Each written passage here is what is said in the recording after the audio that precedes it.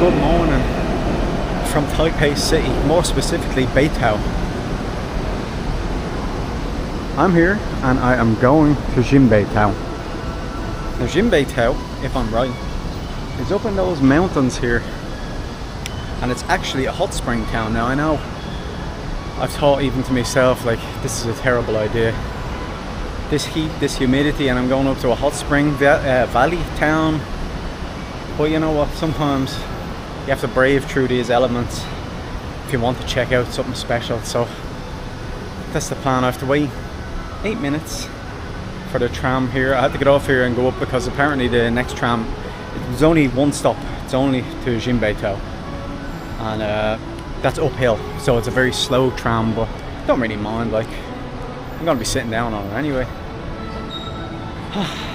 Last full day in Taiwan. Tomorrow I make the journey over to Fukuoka. I have a flight at 11:30 I think tomorrow morning, 11:45, 11:30, so it's a 2.5 hour flight and an hour plus in the time difference, so I'll be there about 3:30, 3:15, something like that. So yeah, I'll miss Taipei. It's quite a nice city. There's music down here too. It's quite nice. So anyway, let's catch this tram up to Xinbeitou.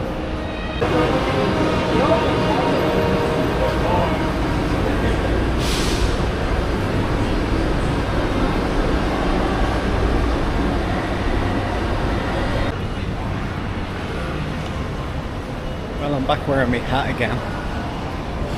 Just got off the train. We've also got live music again here.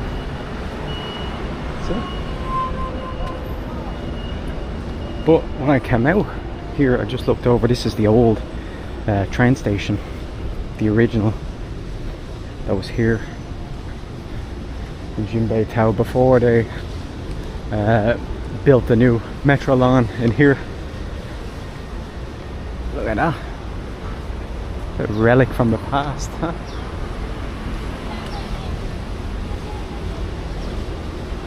It's a little gift shop inside. Yeah, nice.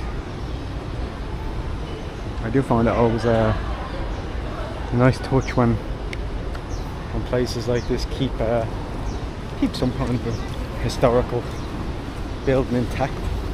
They also have an old train over here, which I just want to have a little tiny peek at. Look at that. Maybe you can go in, I don't know. Someone came out, but I don't know if they're staff or not. But a little look. I think you can just go in. It's a little museum. Hello. Oh, shit. Wow. You can go in. Look at this.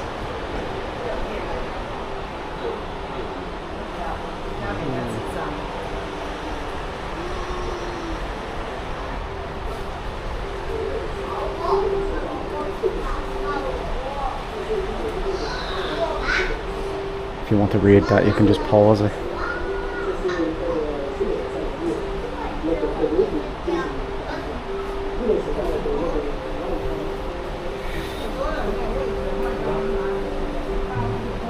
It's cool just to see what the old train looked like inside.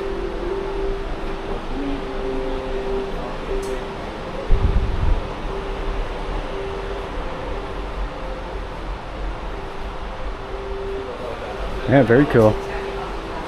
Very, very cool. I love this kind of thing. It kind of preserves that old feel.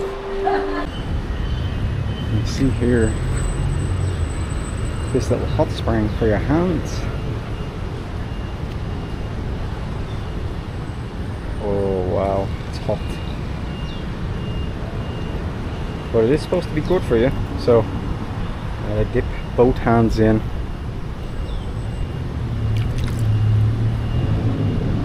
Now, the original name for Beitou, or, well, this is Xinbeitou, but it's still part of Beitou, is Patao. And Patao is, in the indigenous language, meant the witch's house. And that's because the natives believed that the area had been used for witchcraft because of the permanent mist that comes from the sulfuric hot springs up in the valley. So of course for them that was kind of like, whoa, hold on, this mist is here all the time. Obviously it's used for witchcraft. Look at this cool guy. And then so that little train station back there, the old one, was built during Japanese rule of Taiwan. See, of course in Taiwanese culture it was never part of the culture to use hot springs the way the Japanese do, but of course in Japan hot springs are absolutely a huge deal. They love them. So to make the most of the hot springs, they built the train line from Beitou to Xinbeitou, that little tram line that we passed, and they were able to utilize it then as they usually would, because you know that's what the Japanese are known for. So that's just a small little history of that train station, tram station I guess as it was. But yeah, it was built by the Japanese during the Japanese occupation of Taiwan. I think it was built in 1900. It might be exactly 1900, I don't remember, but I think that's what it is anyway. Let's check out this. Right, so my plan right now, there's a park here that I'm at, Fushing Park, but I've also read that there is a hot spring to bathe your feet in here. Hot spring foot spa. Well, speak of the devil, I see a sign for it. So I'm going to just check that out real quick. I might not be able to video it because I don't know if it's indoors or, you know what I mean, you don't want to be. But I'm going to check it out. I'm pretty sure it's actually in here. I'll try to get at least a picture. It's actually, never mind, it's over here. So this is the foot spa here. It's going to take a little dip with my feet into this. I think it might rain, you know that? But to be honest, it's been so warm, I think a few raindrops on me is going to feel pretty good. Let's check this little bit out. Maybe this one's hotter. I don't know why nobody's dipping their feet into it. Well, that was a shit experience. Not because the water wasn't nice. I didn't have the camera out because, well, you know, I didn't want it. At least it's crowded. I didn't want it. So,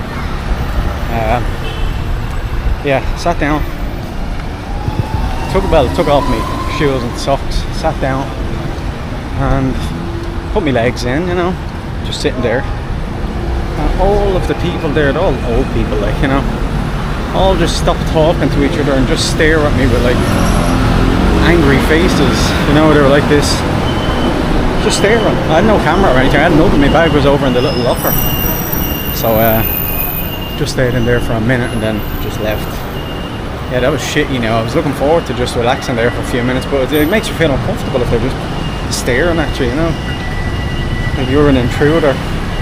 But yeah, I'll give that one, compared to the one I did in Beppu in Japan, that was also a public foot spring, foot bath. I would give that one a 0 out of 10, just for the people. Come on, Beitou people, gotta do your city proud, be nice, you know, don't be grumpy. Anyway, that was my little rant. Just a bit disappointing, that's all. Anyway, I'm gonna head back up to the park area. Actually on the map, there's a little place called the Heart Village, but I don't know if that's just a translation of like a, oh, what would you say? Just a residential area, you know, because often when they've translated the names, they're a bit weird. But gotta find out in a minute. Let's go to the Heart Village. That experience at the hot foot springs, well, I've got to be honest, it just turned me to the drink. It's hot out. I've had plenty of water this morning and I still have a bottle there, so I'm gonna not worry too much about hydration, and I'm gonna enjoy a little beer while I'm walking around. Now I did look at there's a sign for Heart Village, so I'm assuming it's at least something, you know. I can drink my beer on the way. Let's go.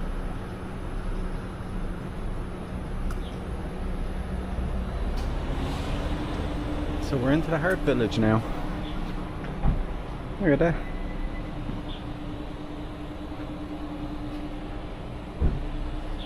Nice, isn't it? No, actually, saw there was a sign on the little road leading up here. These are Japanese style houses that were obviously built during the Japanese occupation. But they have got exhibits on, but apparently they're under renovation. Like they're building new exhibits around. But nice little street. I don't know what that is. Oh, these people doing a photo shoot. Can't go in. I don't know. Some of these houses might be permanent exhibition. I mean, could have a little look. I'm afraid that there's somebody in there because I don't want to be the only one walking in.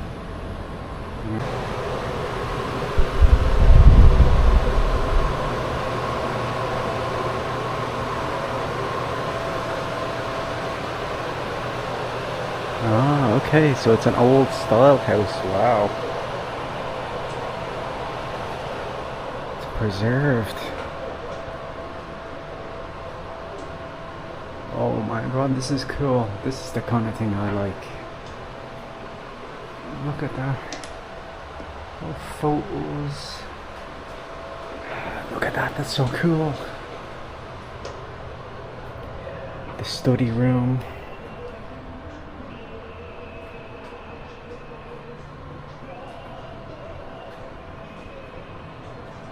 Oh, bedroom.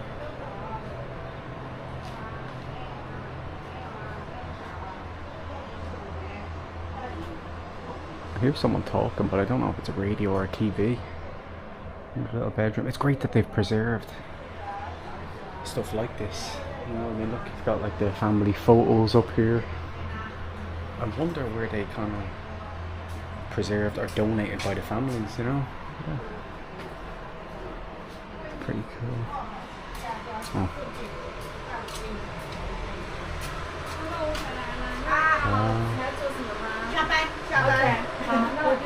Wow.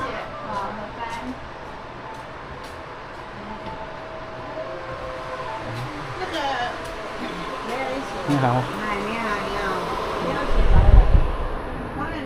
Oh, because this kind of brings me onto the other side then. Okay, because there's more I still want to see. There's still a TV room. There's a little living room, little kitchen area. Look at this.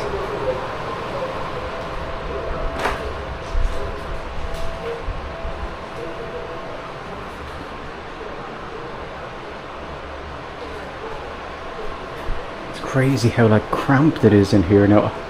I mean, I know you've got everything. You've got your stove, you've got your table, but just because it's just this one window that's yellowed out, kind of makes it feel kind of oppressive, you know.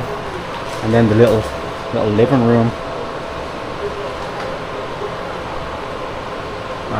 really cool. Imagine the people here all those years ago. I guess they're under Japanese rule. They were probably still, I don't know if there was Japanese people that lived here, but you'd imagine that people are still a bit fearful, you know what I mean? Because they're still under a foreign occupation, you know?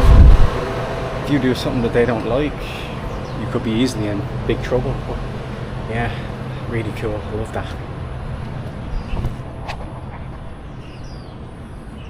Another permanent exhibition. Is this another house, I wonder? Or is it something else? None of the things have any English on them, which is good as well, because you can kind of, you know, look at it yourself. Maybe there's someone supposed to be here. Oh, the old doctor's place. Wow.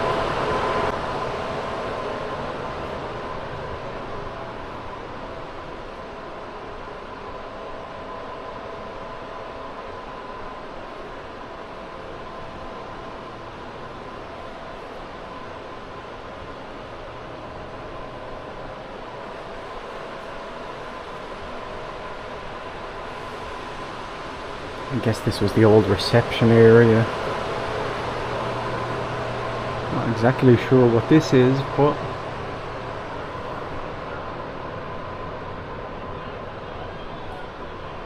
is this just a small little stage for people to... I don't really know. Either way. Yeah, I love this.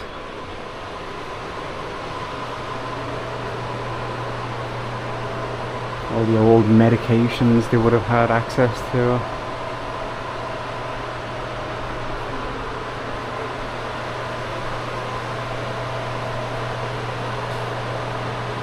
so this was a... Okay, it's a hospital technically. You can pause that if you want to read it, but yeah, that's interesting because the other building had no English translations or anything. But now you kind of get a better idea. I wonder, can you go up here?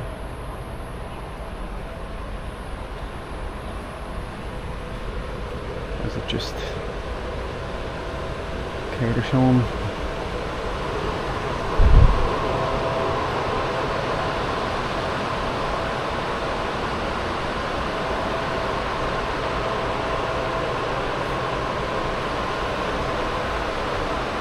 Okay, so the residents didn't have their own toilets.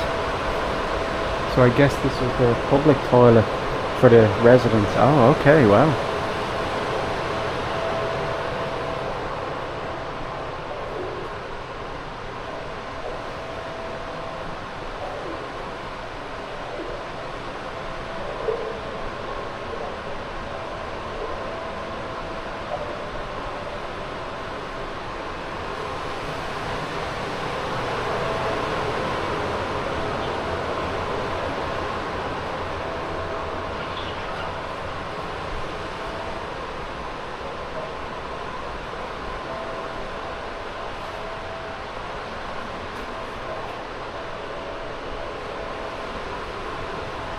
So I guess,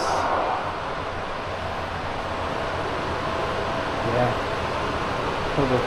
public toilet, cool little garage area here.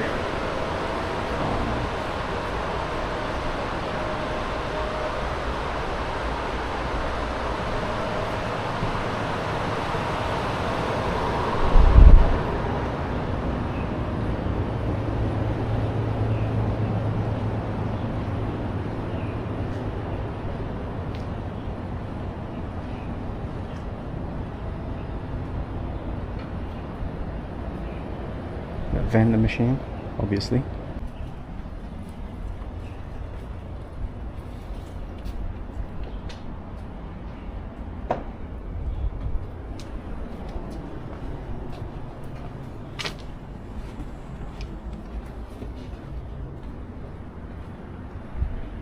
It's just a regular toilet, nothing special.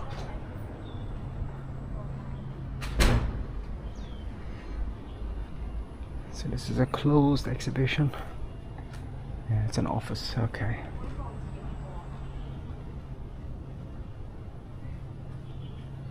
The old laneways. As I said, there's a few of the exhibitions are closed while they renovate them. But you can just imagine like people living in these places back then. Now I know like when you're going around the city, a lot of the buildings, apartment blocks are old anyway, you know, where people are living, they're old, but when you see these places that are still preserved in the old way, I don't know, there's something about that that kind of fascinates me. I'm just not sure how many of these exhibitions are closed. It might be only those ones that I went into that are open to the public, but even these narrow streets, there's something, I don't know, special about them, is there? So anyway, that was a little look at Heart Village, but I'm gonna head this way to the Thermal Valley because I've seen a couple of pictures online, and if it's of this place, then I'm quite interested to see it because it looks similar in a way to what I saw in Noboribetsu in Hokkaido, Japan. They're not as extreme because obviously that place is just massive. Right, so I'm just at the hot spring valley now, the Thermal Valley, and I didn't really have to look too far. See, you don't really have to look far when you go to this place. You don't even have to look at your map or anything because, you know, these places are built for tourism, so, you know, they have signs everywhere. Look at this, purify your hands with natural hot springs. Okay, second time today.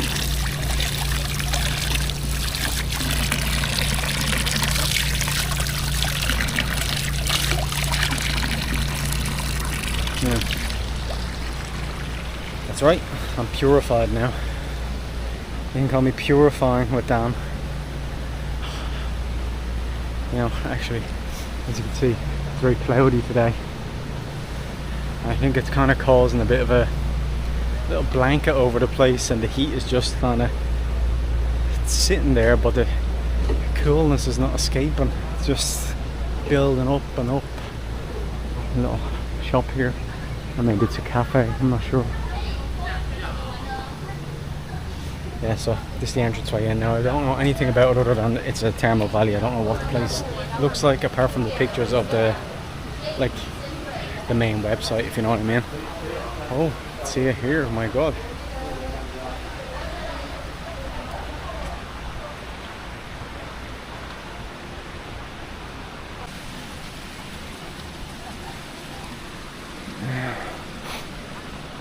You can smell the sulfur. It's kind of disgusting, to be honest. It smells like rotten eggs. But anyway, that's besides the point.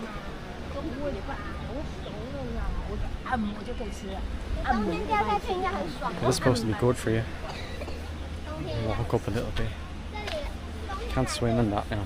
There are obviously springs around the area, but this is not one of them. They're maintained by companies, so they're part of spa resorts.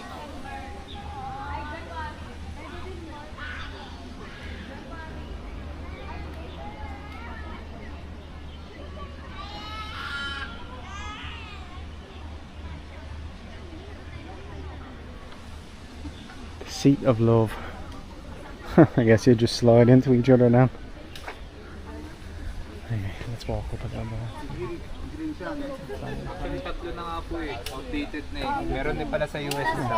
A little shrine. Hold on a minute. Whenever there's a shrine, you know, I have to explore it. But there's this little one here.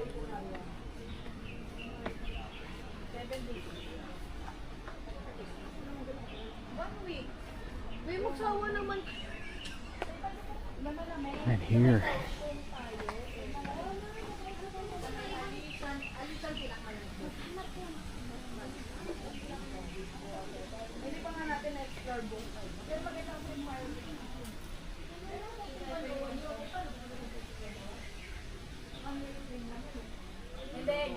May ibang part na parang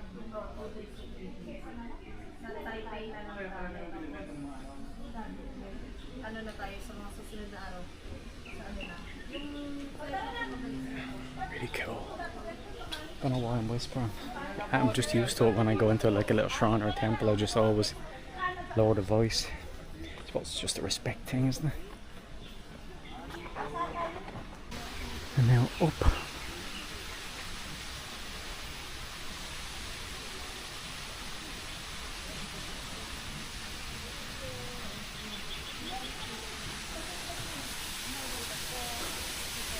Witch's Rock Waterfall.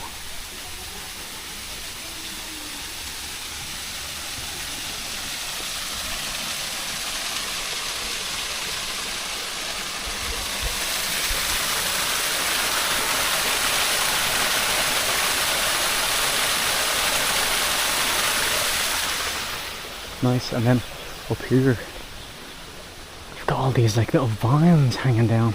Actually, from a distance, ooh, I don't know what bug flew into my face, but from a distance when I was walking over from this way, I thought this was bamboo, which I think it would if you were just, maybe you can't really pick it up on the camera, but from a distance, yeah, it just looks like long shoots of bamboo.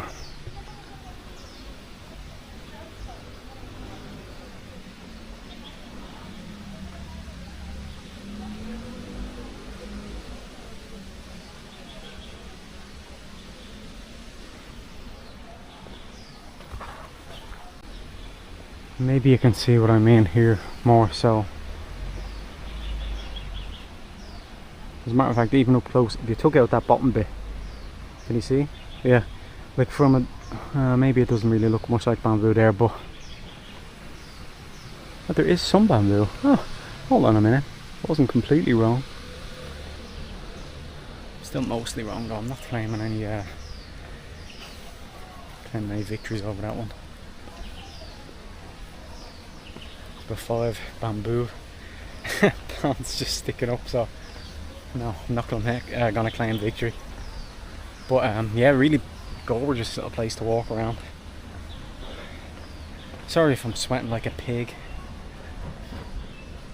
Can't help it. It's just the Irish skin, Irish me acclimatised Irish body isn't acclimatised to this. Look at that. What a view, huh? Just something mesmerising about the steam coming up from the thermal springs. I don't know why. I mean, you know, steam happens when it's hot, you know what I mean? But when you're just walking along, there's something mesmerising about it. So no wonder the natives of here associated it with witchcraft years ago. Because you imagine people before, like, people knew anything about, well, anything in modern day. You know, we know everything now. We've got books, and you just look on the internet, you'll find information about whatever you want. Sometimes it's not always correct, but you know, back then they just had to rely on their instincts, and obviously their instincts told them that all this steam coming around the area was all from witches. So it's easy to kind of laugh at that idea now, but you know, you have to kind of just take into account that back then things were different. Not until really that long ago, and there's still some countries that are very superstitious. So look, I'm not that tall. Yeah, so you do get a kind of picture of what they were thinking.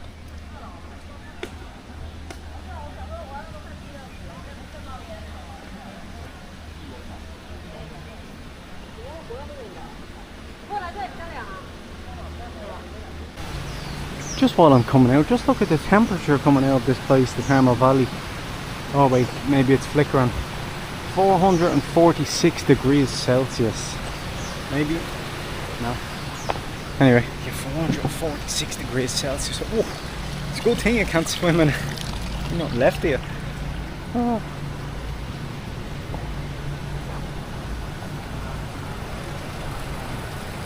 I just passed here. And I think I'm gonna get a boba milk tea. I think I'll get the boba milk tea. Egg, honey, coffee.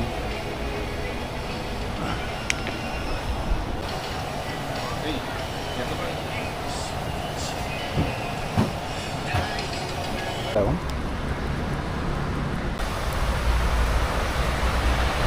Oh, nearly choked on the bubble there.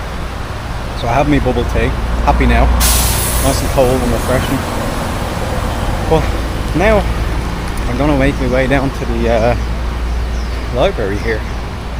No, I'm not getting any books. I wouldn't be able to read them anyway even if I did. But what I'm actually want to do is see what it looks like, because this is actually Taiwan's first green library. So what they've done is they've built it with bigger windows so that they use less electricity for lighting.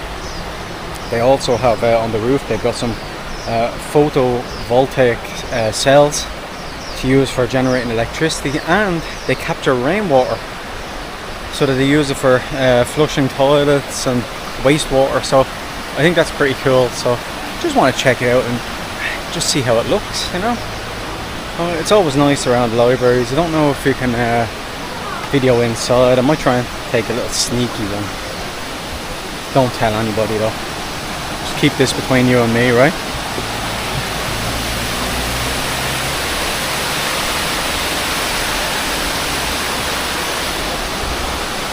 Nice here in the shade I'm in. Obviously the area is nice, but this specific place is very nice. This cold bubble tea is helping, although the woman that served me wasn't very friendly either. Maybe it's just a thing with Xinbeitou people.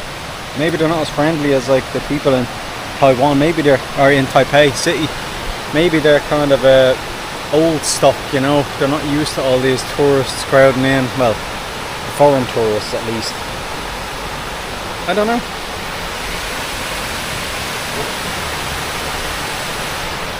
I mean, the people in Taipei in general so far have been really nice, like really friendly. Unlike a lot of countries that are, you know, when you go to a country that isn't really proficient in English. A lot of people tend to shy off from using it, but here they just try, you know. You got to give them credit, because even if I go to places and I try to speak a bit of the language, you kind of feel a bit embarrassed because you don't want to be making mistakes. You know you're going to, but you kind of have you have kind of this worry that you'll mess everything up, and you know. But here now they just talk to you. But yeah, the people in Xinbeitou have been a bit odd, or at least unfriendly so far. But you know, that's just my opinion. Maybe a lot of people say, that's normal, they're not doing anything weird. So look at this. This is Puji Temple.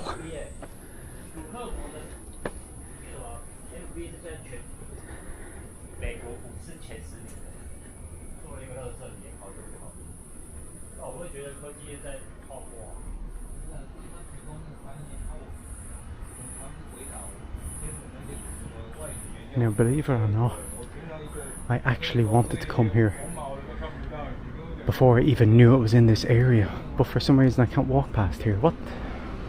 Oh no, it's been renovated. Oh damn, really? I walked up all those steps for nothing. Anyway, yeah, till the 20th of November. Well, that's very, very unfortunate. Anyway, the reason I wanted to come and see this Puji Temple was because, you know, there's not an awful lot of things left standing from Japan's colonial era. Yeah, Japan's colonial era of Taiwan. But this is one of them, Puji Temple. Now, this was built in 1905 by well, thanks to the Japanese railway workers. They contributed a lot of money to get it built as like a commemoration for all of the Japanese that have fought or died for their country, just in general, in the services of their country. And then, when Japan's colonial rule was over, it was repurposed, and now it's a temple that enshrines the goddess Guanyin, and Guanyin is the goddess of mercy. And she's also, believe it or not, the protector of all the hot springs around here. Yeah, so it's a shame I can't go and look at it. Well, look, I know they're doing what's called redevelopment or something, because it needs to be done. They're not just doing it for no reason. But even so, just to be able to see one of the old temples that were built during colonial Japan's era here, I think that would have been quite interesting just to see it, because said there's not really an awful lot of things left from that era, which, I mean, let's be honest, you can understand why the Taiwanese want to get rid of them. You know, nobody wants to be stuck remembering some of the things that were done or the oppression that they were under, so I can completely understand that. But I'm just, yeah, it's just a shame that I can't go up to it after climbing all the steps all the way up there in the humidity. First world problems again. Sure, look, there's always more to do. Well, here we are outside the public library, the Green Library, the first and possibly only Green Library in Taiwan at the moment. It's lovely, you know, it's like something out of Spirited Away, you know, in that village. Oh, this wooden features, and you can see, well, you might not be able to see, but at the side here you can see the greenery starting to go up. I know I've seen an over the roof picture of it, and there's a grass on top as well, and all plant life, so that's pretty interesting. But I'm gonna try. It's a bit dodgy trying to sneak in, but look at the view even beside the river. Isn't that nice?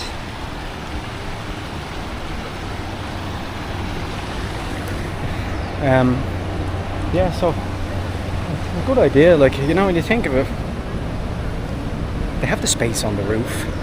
No one else is getting used on the roof, you know, so might as well put something on top. At least something that cuts down costs, first of all, for electricity.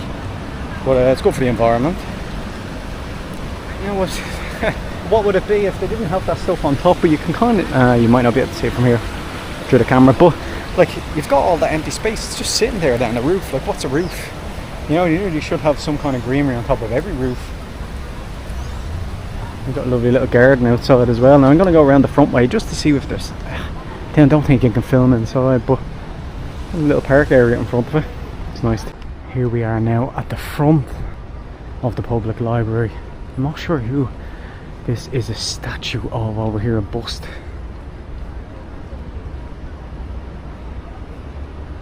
No, I don't know. Now I could be wrong. Maybe someone could correct me on this. Somebody that can read. Well, I don't know if this is a simplified or traditional Chinese. If it's anyway, I know a lot of the time here in text they use the traditional symbols. But anyway, that bust looks kind of similar to Chiang Kai-shek. So if anybody can read that, please tell me if I'm right or wrong. Just when you see the moustache, that's what I'm thinking. I know he had a moustache, and it just kind of resembles him, so that's why I'm thinking it. But yeah, here's the front of the Green Library.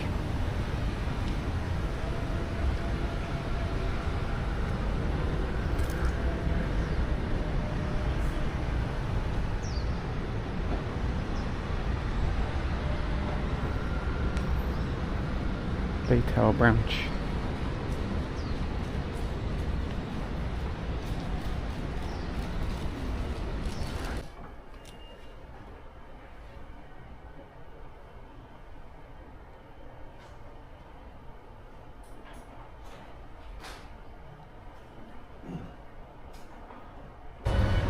So there we go.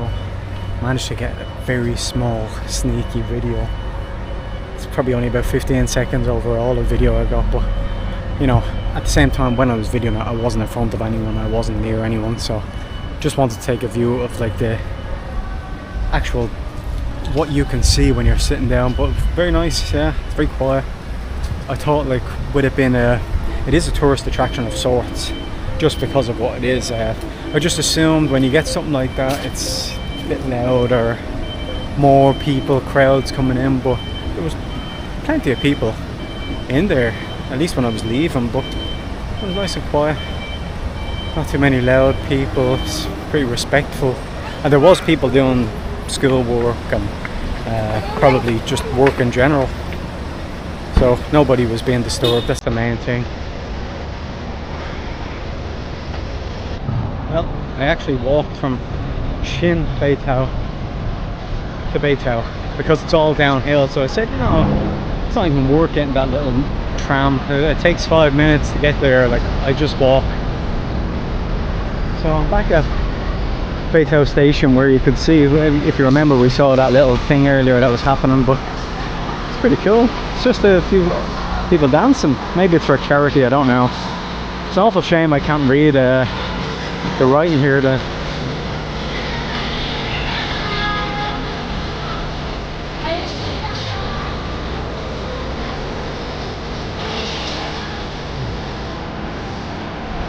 Nice little entrance way into the train station, but yeah, so that was just a little look at Xinbeitou.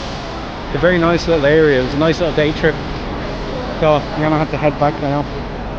Have to start packing my things again because I leave in the morning. I'm not sure. I've got an offer because I'm using trip.com to book my flight, and because I'm like a something tier, diamond or gold tier or something like that, they say, oh, you can get a, you know, free, what's it called, airport lounge thing. And I'm like, do I want to even use it tomorrow? I don't know. Flight's at 11:30. We're there a couple of hours before. I'll see. I haven't decided yet. I might decide in the morning before I leave, but yeah, I'm gonna have to go and pack my stuff, have a shower, eat something and get ready to go tomorrow. So thanks for joining me in this little look around Xinbeitou.